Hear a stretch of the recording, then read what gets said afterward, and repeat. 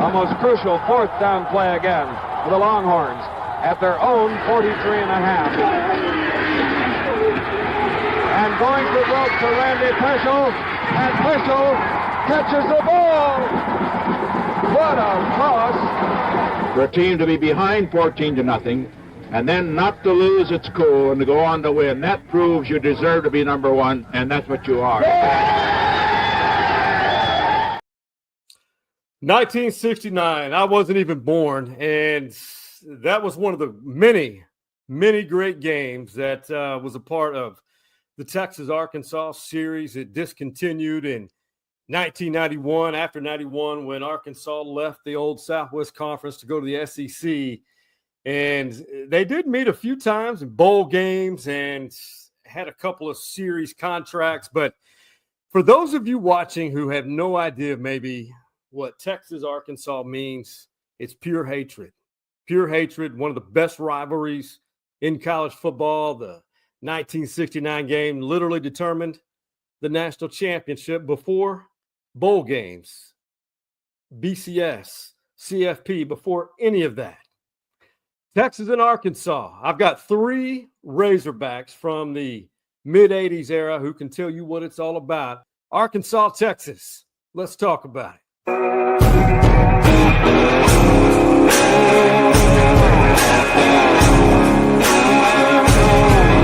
And I think Sark said it the best, is, that Arkansas might dislike Texas more than they like themselves. It might be a true statement, and we understand that. Sam Pittman, the head coach of the University of Arkansas, he beat Texas 3 years ago. Fans stormed the field. I was there. The worst place I've ever been on the road as a fan. I loved every second of it. I loved the beer thrown at me. I loved being alone in the restroom, and I thought somebody was going to take my life in the restroom in Arkansas, but that's all part of the rivalry. Texas and Arkansas, unbelievable. And you're about to meet three guys who are played in it, love playing Texas, love beating Texas, and they hated losing to Texas, and they got to experience it. And by the way, if you are not aware, my name is Sean Clinch, the host of Stories Inside the Man Cave. Before we get going, before I introduce you to these three fine American gentlemen from Arkansas with ties to Texas and Missouri, like and follow each of our social media platforms and follow us on all of them. And I'm still 4 months behind on TikTok. I am not a millennial. I'm not a Gen Zer. I need some help on that. And let's give a shout out to all of our sponsors, in particular, Honest Plumbing and Air, where a handshake still means something. And that game Saturday morning can't arrive fast enough. Let's get these guys on board and let's talk Hogs and Longhorns.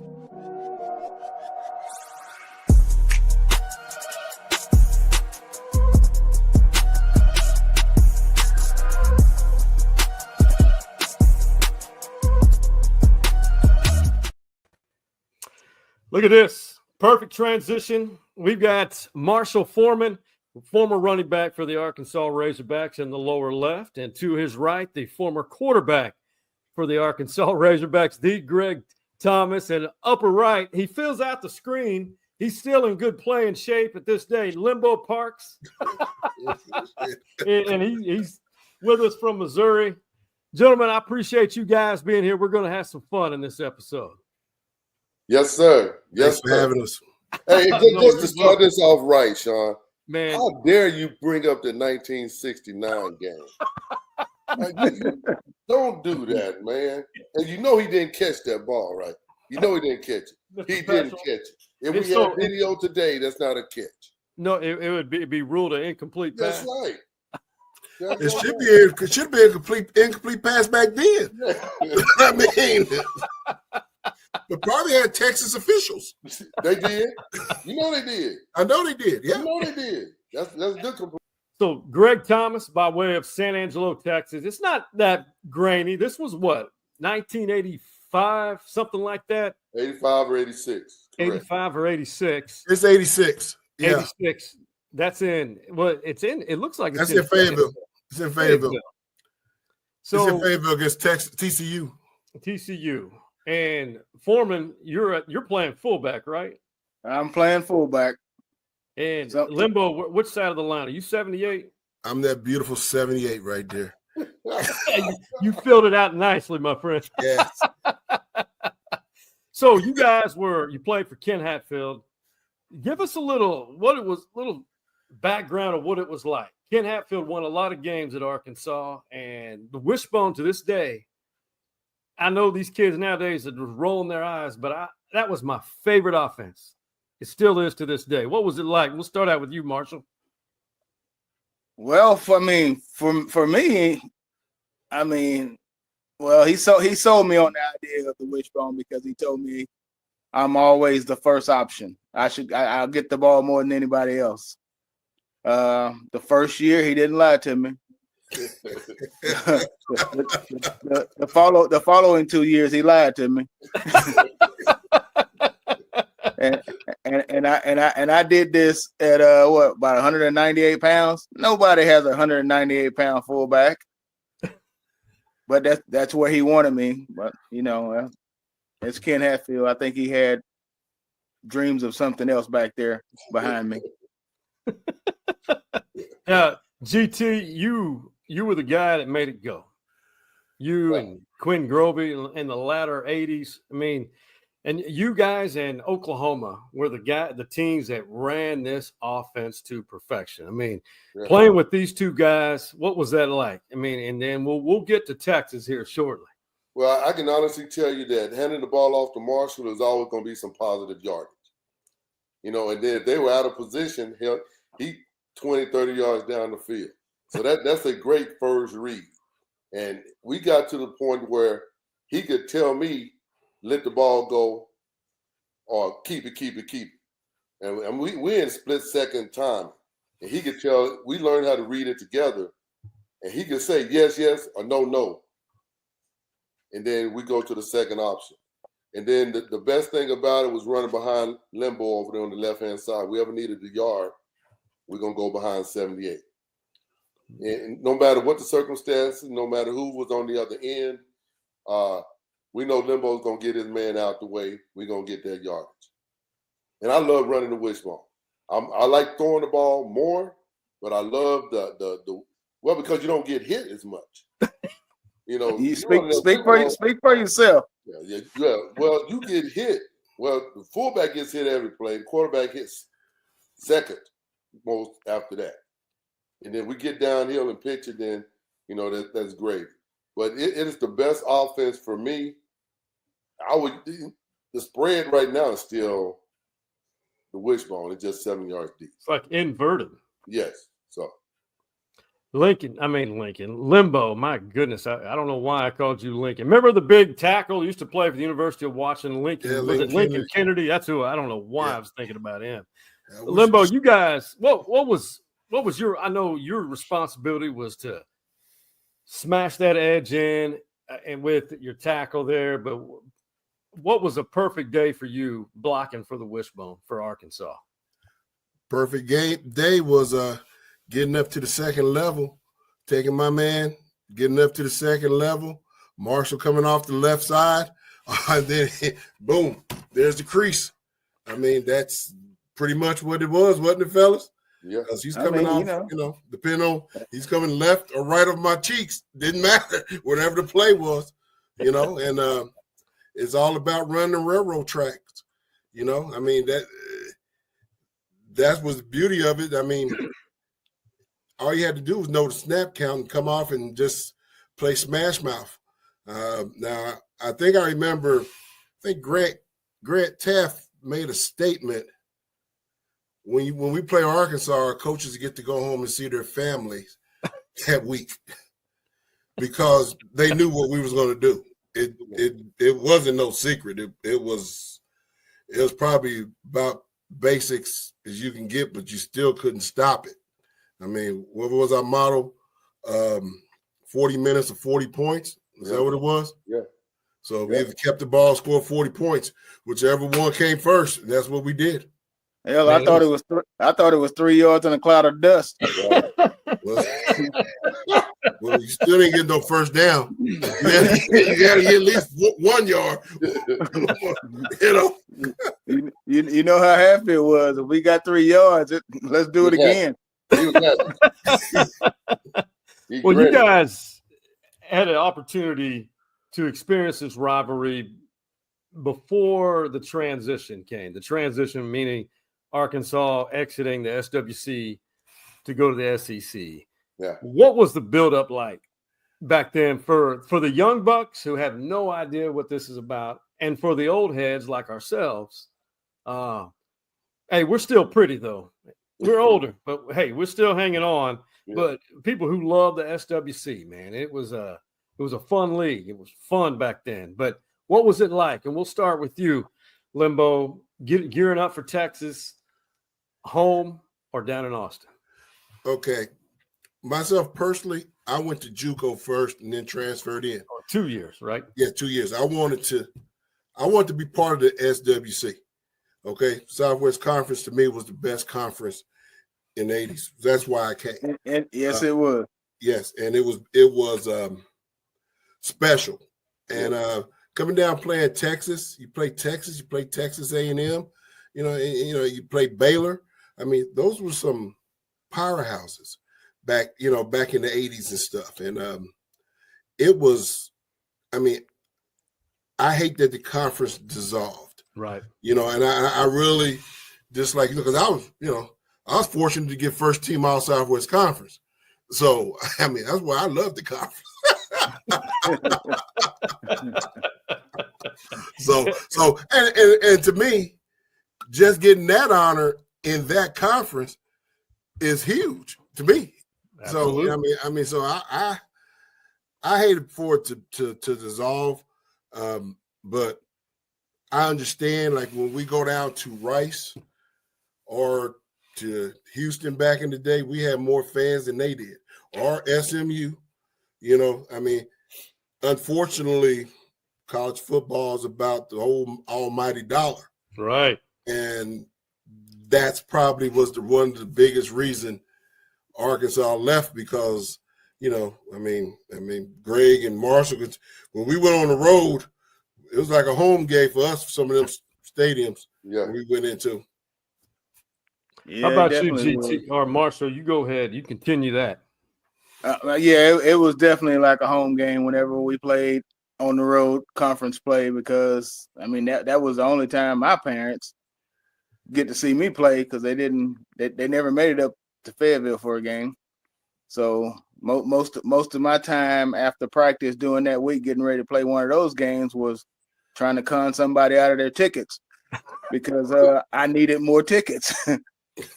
So which I think Limbo helped me out a few times too. So. Yeah, I helped you out because my parents, I was fortunate my parents came to every game I ever played.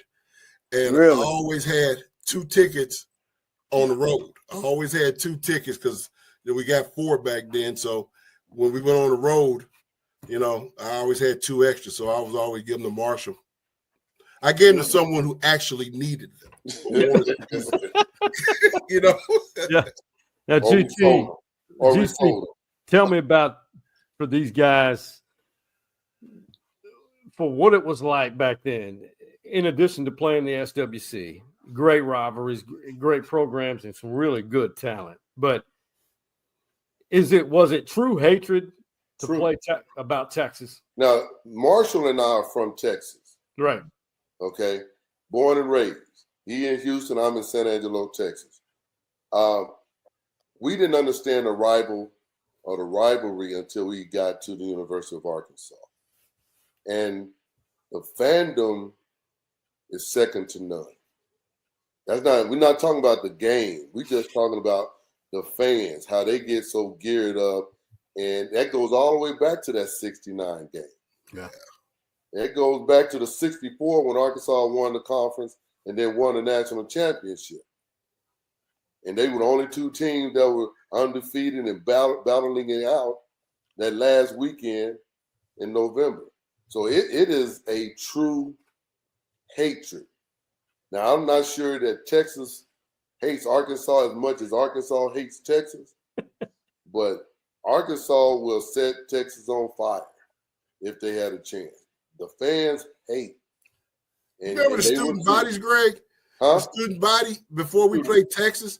Yes. The sororities came and serenaded us. Yes. I was like, what in the cornbread hell is this? Remember that? Yeah. Come to the door. It's weird. They would buy shirts that would say Tuck Texas on it and sell it. Back then. They would put it in the dorms. And they would spell it in the dorms, in the window sills. They still do it. Yes. And so it is, I tell you, it's the coolest thing. Playing at Texas, playing in Austin is even better. And in 86. Beating them is even better. Beating them down in Austin. That was wonderful. Yeah. That was my only win against them was in Austin. And that was it was a 20-year span that Arkansas hadn't beat Texas. Wow. In Austin.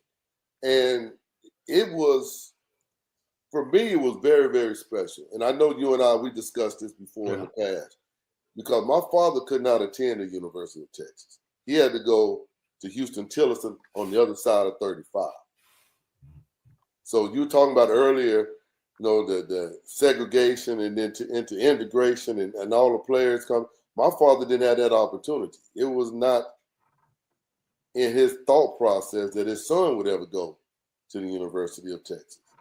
So for me to go to Arkansas and come back and play Texas, and for us to win in Austin on national television, man, you can't ask for anything more.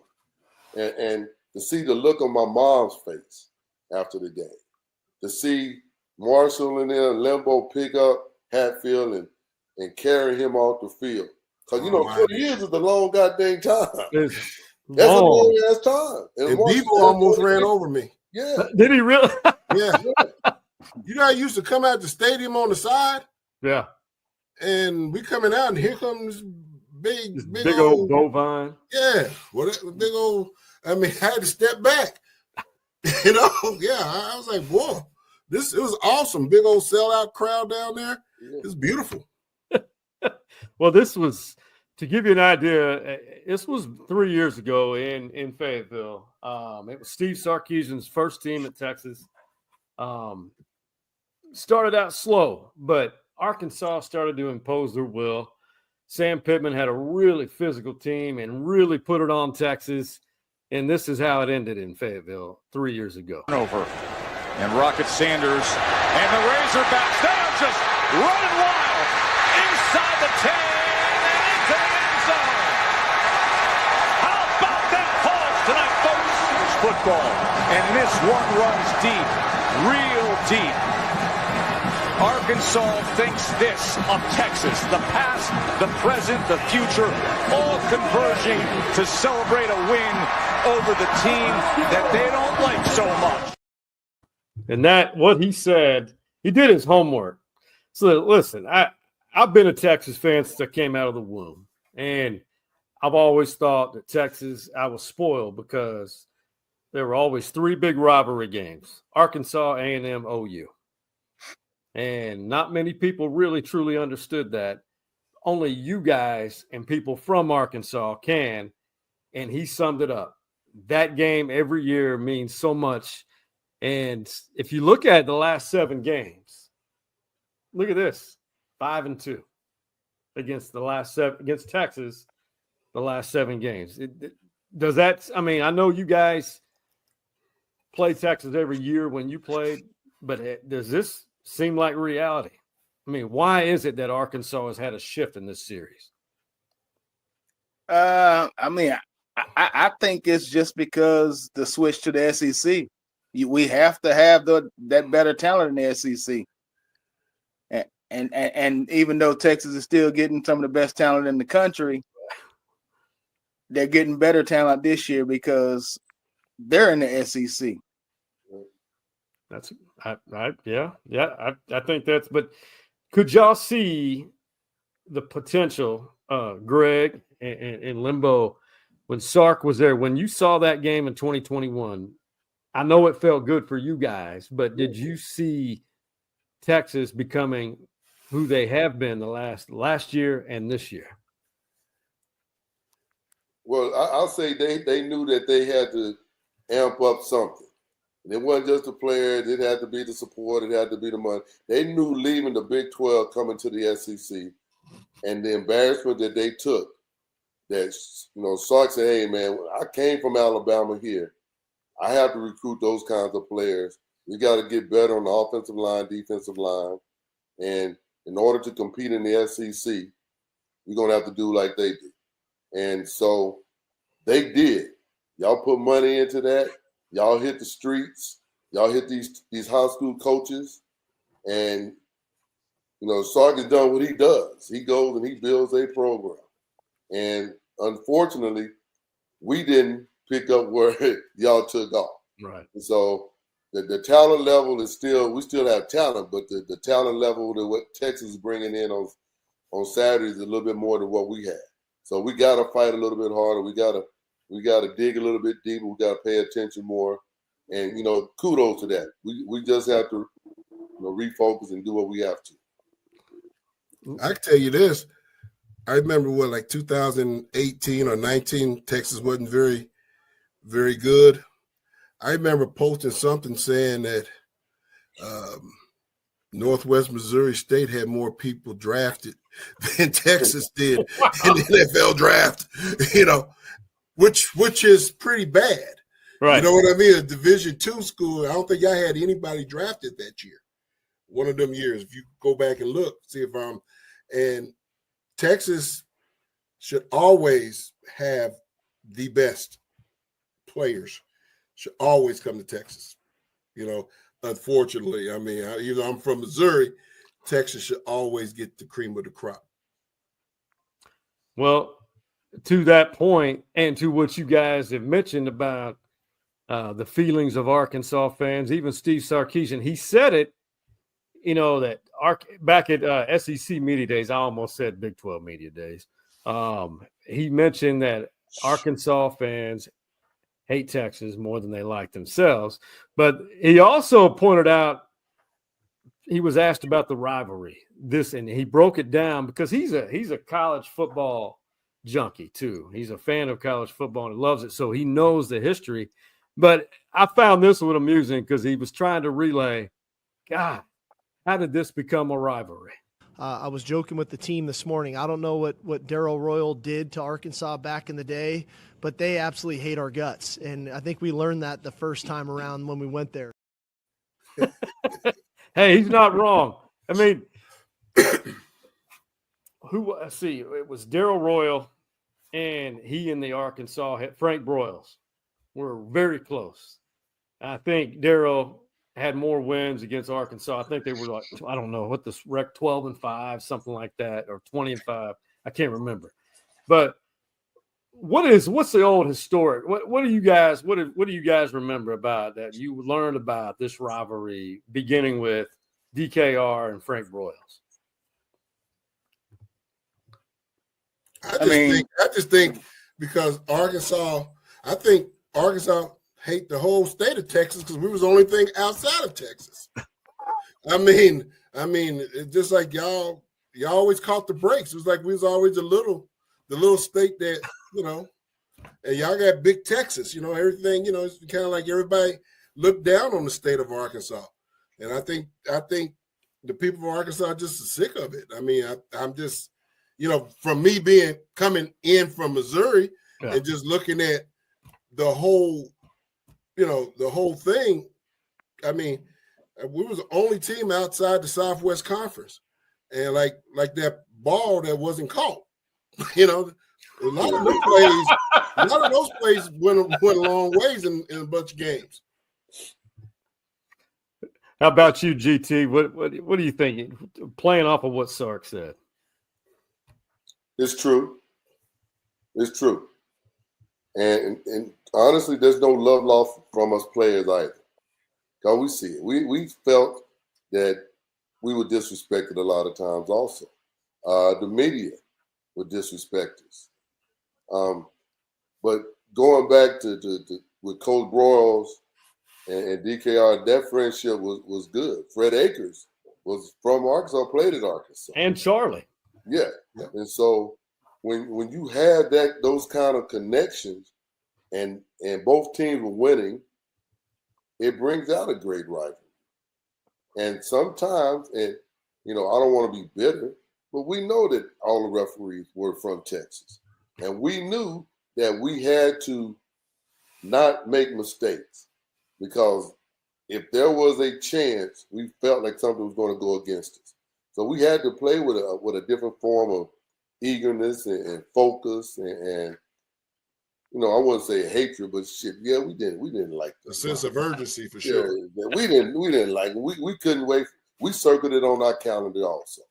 And in 85 and 86, I believe we had, of the 22 starters, probably 14 or 16 were from the state of Texas, other than Limbo. Other than Limbo, the other 15 were from the state of Texas. And they were calling us, what, Texas North? Was that what they called us, Rob? Yeah. Or the University of Texas at Arkansas? Yeah, something like that. Something like that. And we appreciated that. And we love to come down and play against Texas. Our families get a chance to come. We get a chance to be on national television.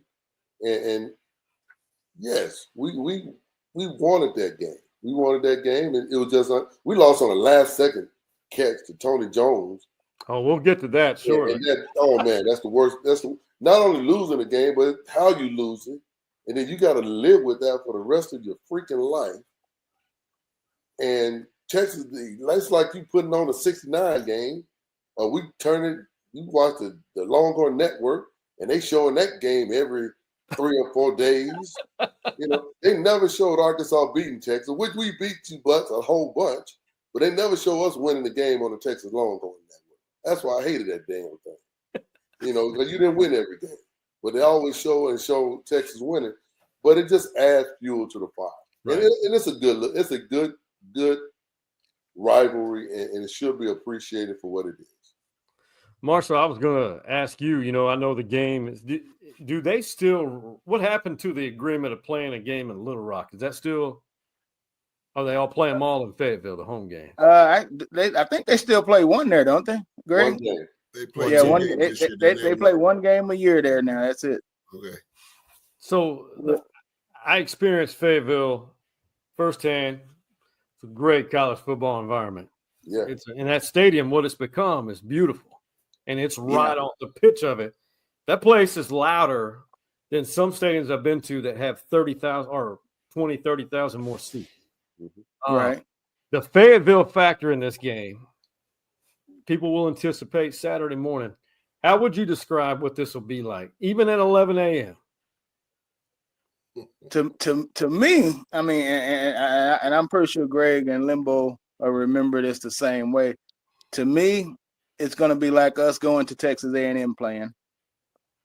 When you go there, you already know that you're not going to audible at the line of scrimmage. So whatever play you called out the huddle, that's what you're running, because the fans going to get so loud with their yell practices, so they know when they start. So soon as you break that huddle and the quarterback's getting ready to go under center, hey, you cannot hear. You can't hear Greg standing next to you if you wanted to. I mean, and that's what it's like when Texas is playing up here. It gets really, really loud. So, I mean, which I'm pretty sure they're going to be ready for that. I mean, but now actually it's a little different now, because these players nowadays, they just look to the sideline and get the damn play. That's right. Back then we didn't do all that. We let the quarterback play quarterback and let him have a little bit lead somewhere. But now they just look to the sideline, get the play, and I guess that kind of eliminates that loudness, I guess. I don't know. Because you got to get the snap count. Right. True. If you can't get the snap count, I mean, you can't hear it.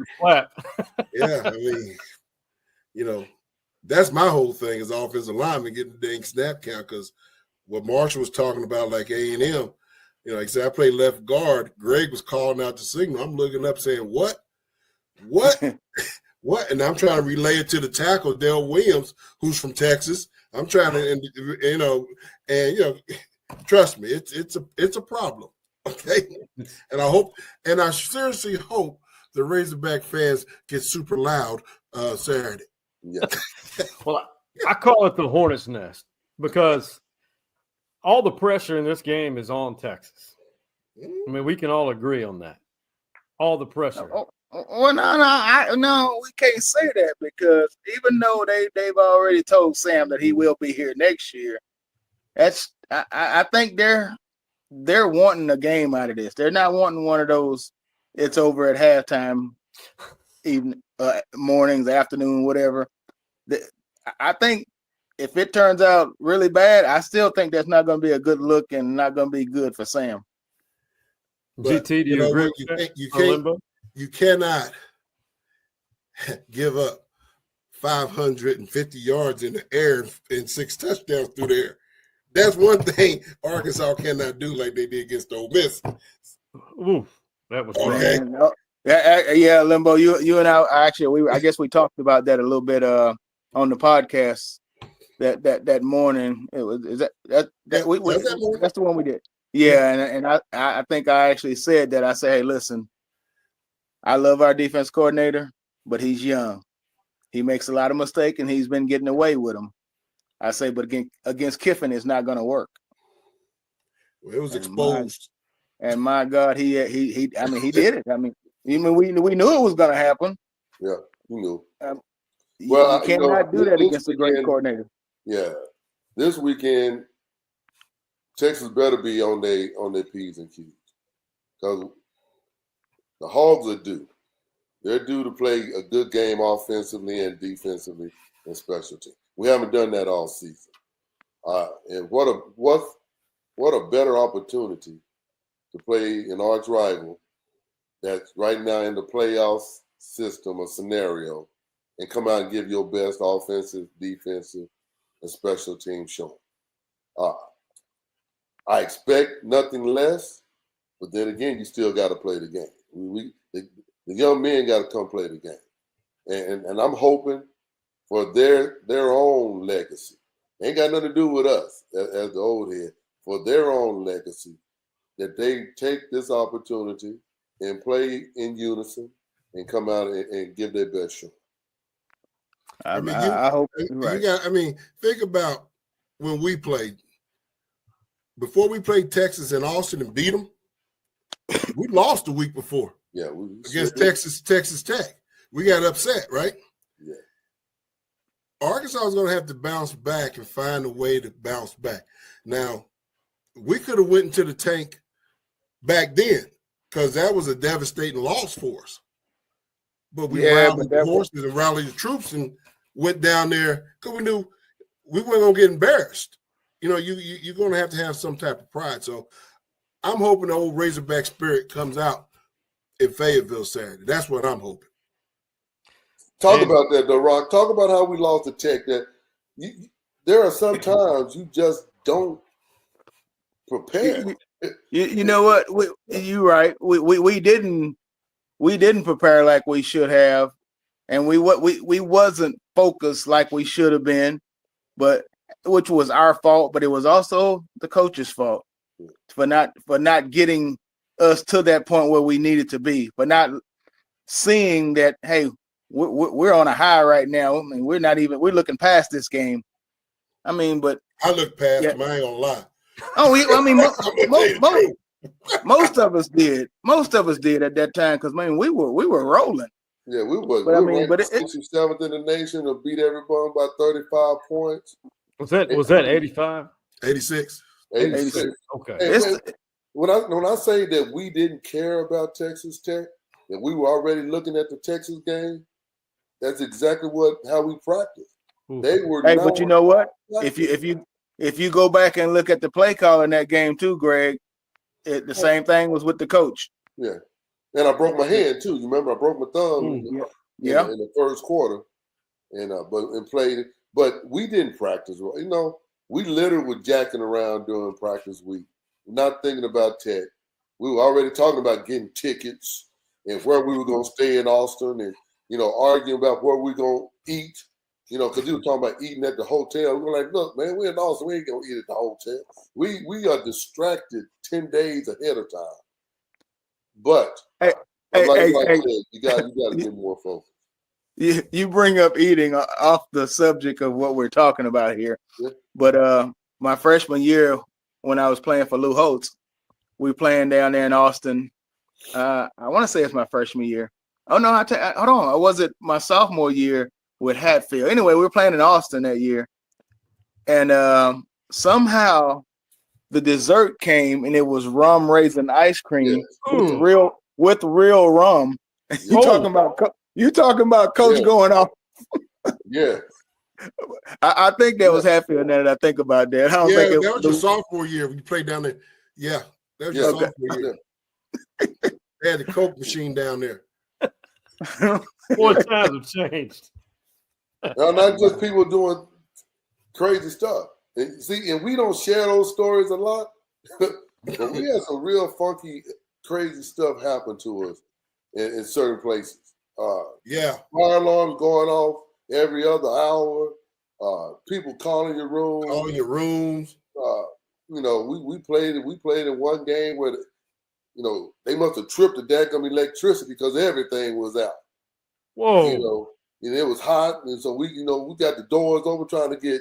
It was just stuff that don't really normally happen. Not being able to warm up before the game at A&M. Yeah, they knifing all the football with the bayonets. Yeah. Weird stuff. Yeah. Nice man, don't like Texas. Just weird stuff. Man, I don't think nothing like that happened in Austin, did it? No, they threw water with what did they have in the water balloon they were throwing at it? They had something in the water balloon and it burned when they were hitting us. Bleach in the goddamn water balloon, throwing them from the stands. The fans were, and it would hit you and it would literally burn. And if it hit you in the eyes, your eyes were burning. Yeah, stupid stuff like that. I know Bebo almost ran over me. Yeah, Bebo just almost hit me. Well, that's out of control. Yeah.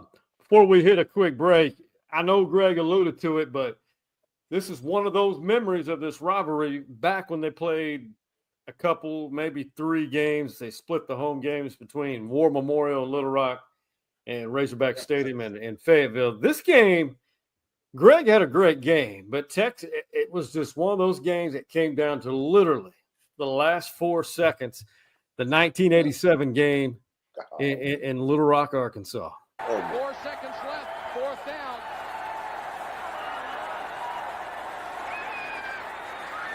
Stafford to Jones. Touchdown, Texas. Holy cow. So Tony Jones is shorter than me, 5'4". Brett Stafford threaded that needle. Was that Atwater? That's Atwater. 27. Hall of Fame. Be the perfect pass. Yeah. Perfect. I mean, knocked his head off. Yeah. Well, he did the year before. He did. That was the quietest I've heard a stadium. Oh, you didn't hear the fans talking to us on coming back? Dude, our own fans were throwing and cussing and screaming. No. Oh, man. It was sad. I heard about it. I was in San Francisco at the time, but I heard they was spitting on people, and I heard it was pretty bad. Rough. That's bad. It was rough walking off the field.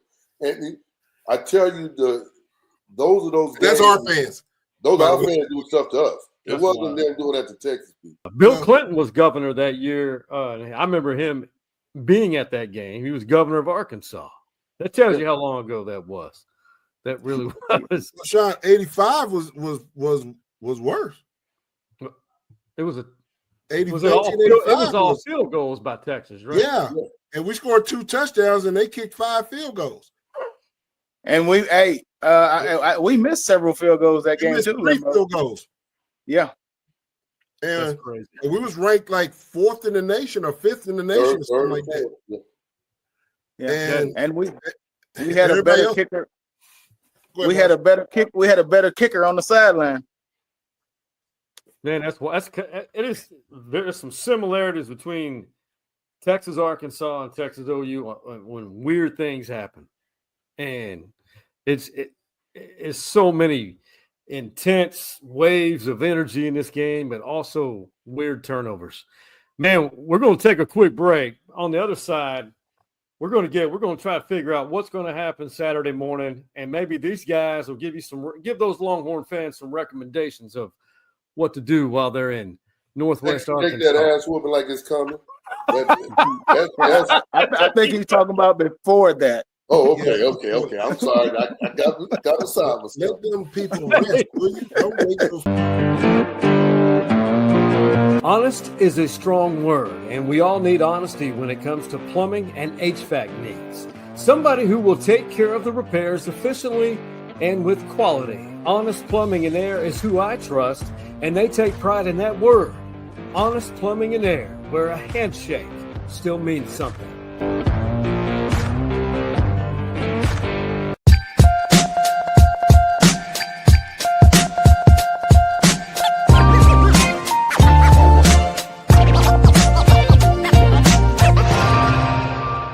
Well, our rivalries, we got Missouri, we got a boot for LSU. We've got a freaking something else for A&M. We got, we got plenty of rivalries to sit here and say, oh, yeah, I want to play Texas every year, but then who you going to trade them for? LSU, you're going to trade them for, you understand what I'm saying? So, I think the way that they did it before was that we could get a home and home with everybody in the league. If you were here for 4 years, if you were a 4-year student and you played for us for 4 years, you get a home and home with everybody in the league at an 8-game schedule. To go 9, in my opinion, would be ridiculous. What's your thought about that? Because there's so many teams in the SEC. Greg Sankey has a tough job, that crew who runs the SEC. Is it worth adding a 9th conference game just so Texas and Arkansas can play every year? No. We need that break. Everybody needs that break. That break that when we're playing out of the conference or just a bye week or whatever, we need that break.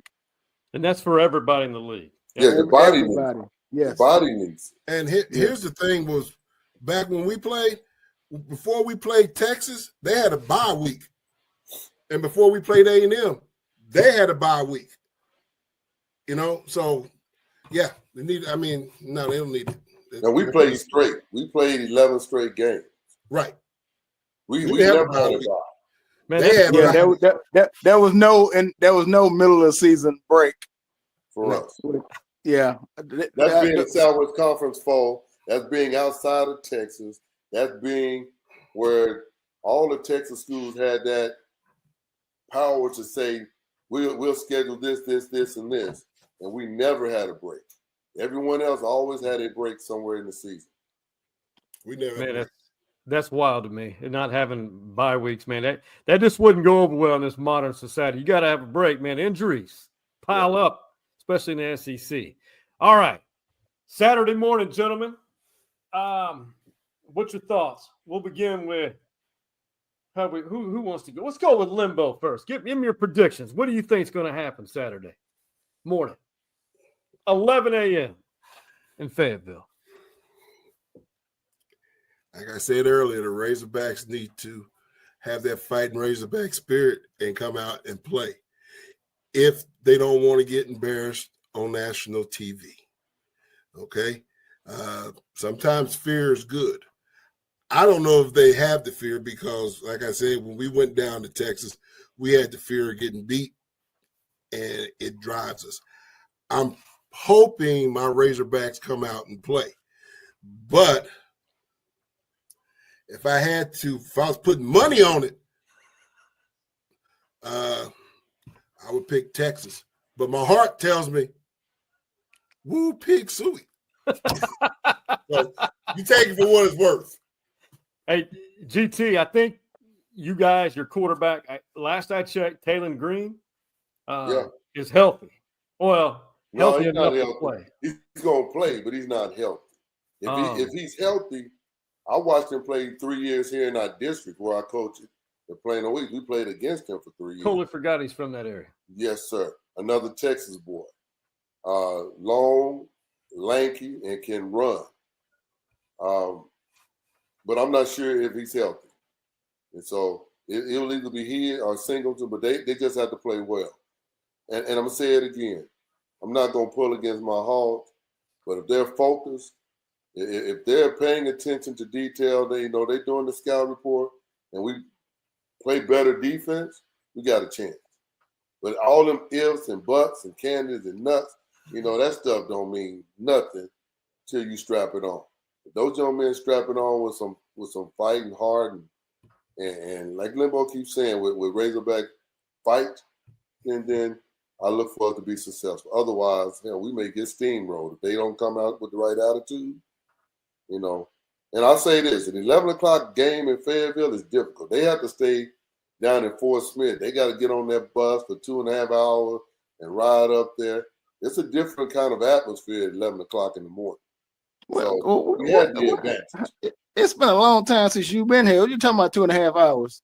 Well, they got the 540 now. 45 minutes. They got the new highway. I'm sorry. I forgot they got the new highway for y'all. Yes.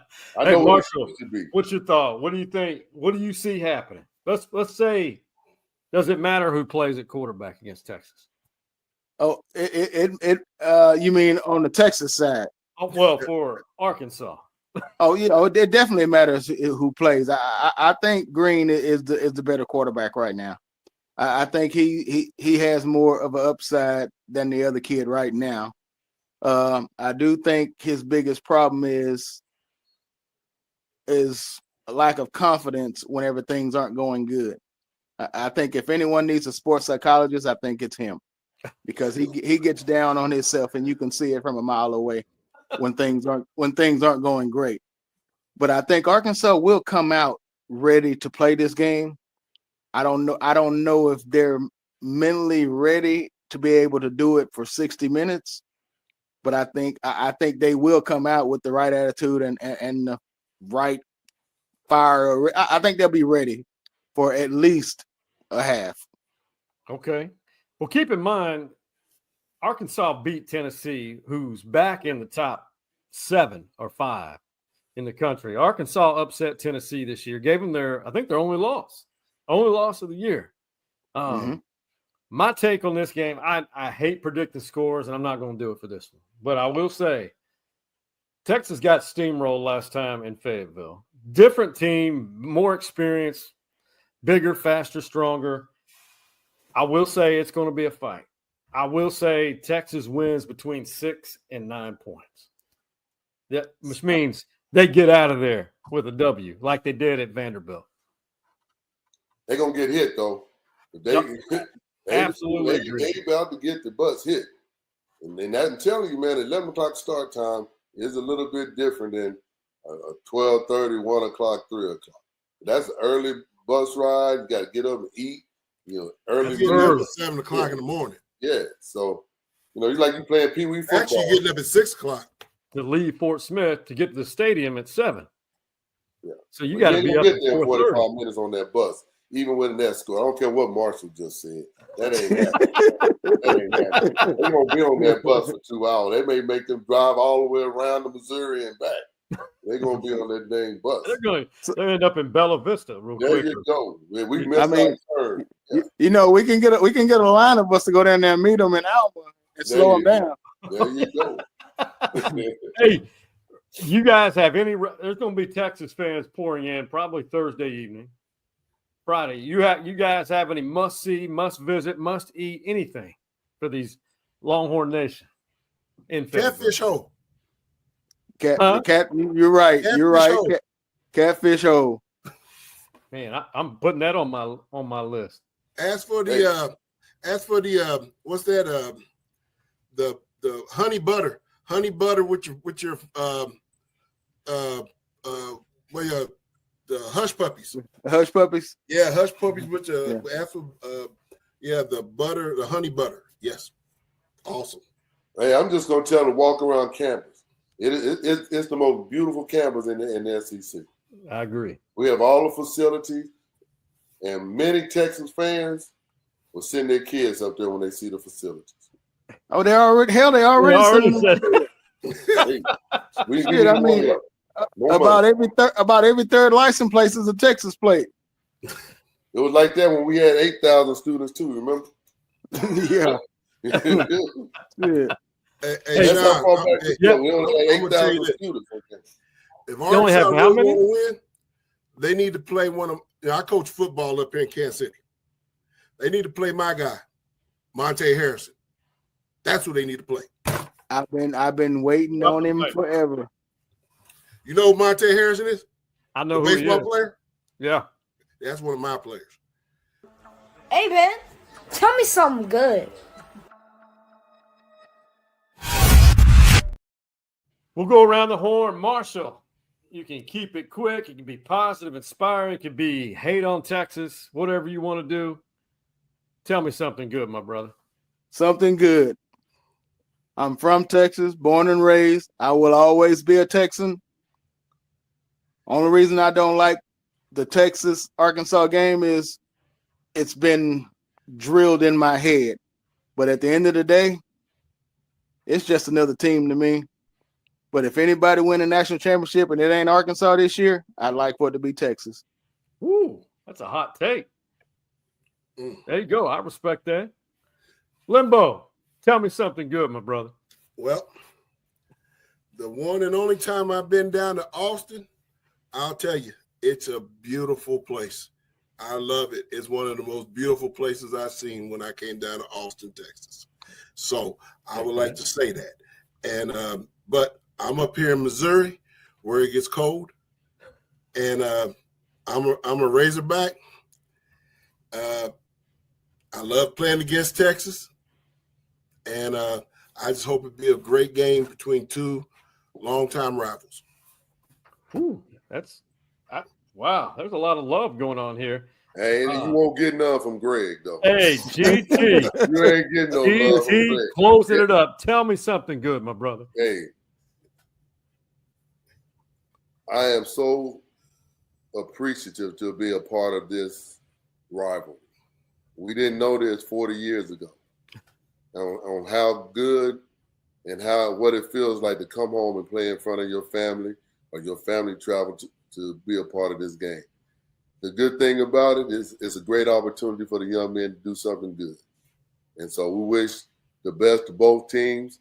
Play as hard as you possibly can and win the game. Win the game. Man, you guys are inspired. It's almost emotional. It is. I like that. I like that. Hey, what is it? How do you guys, can you guys in unison show me that chant that Arkansas fans do so well? With the woo pig, calling the Hogs. 3, 2, 1. Woo! Pig. Suey. Woo! Pig. Pig. Suey. Woo! Pig. Suey. Razorback. 80,000 you gonna have, baby. 80,000 right. people screaming this on Saturday. Y'all better get used to that. Hit that line, keep on rolling, baby. Move that ball right down that field. Can you hear it, Sean? Can you hear it? Can you hear it? It is ringing in my ears. Can you hear it? 2021, I have not forgotten. I have PTSD from 2021. I was stuck. I should have listened to my cousin who said to wear a white shirt, and I wore burnt orange. I was emotionally abused for 4 hours. This episode was beyond expectations with the Arkansas boys from Missouri and Texas, but Razorbacks for life. The Greg Thomas, the Marshall Foreman, and the Limbo Parks. Gentlemen, I appreciate it. We had so much fun tonight. We got to do it again. We got to find an excuse to do another episode. Yes, sir. Yes, sir. Appreciate you, Sean. Thank you. Absolutely. Love my brothers right there, man. Two of my best men I know in the world. Thank you, sir. I remember you guys all playing together, man. But hey, we're all brothers for life as well. Amen. Man, let's do this again. All right. Sounds good. Sounds good to me. Yes, So sir. anytime you get an opportunity to talk about the Longhorns and Razorbacks playing tackle football, it's always good to talk about it.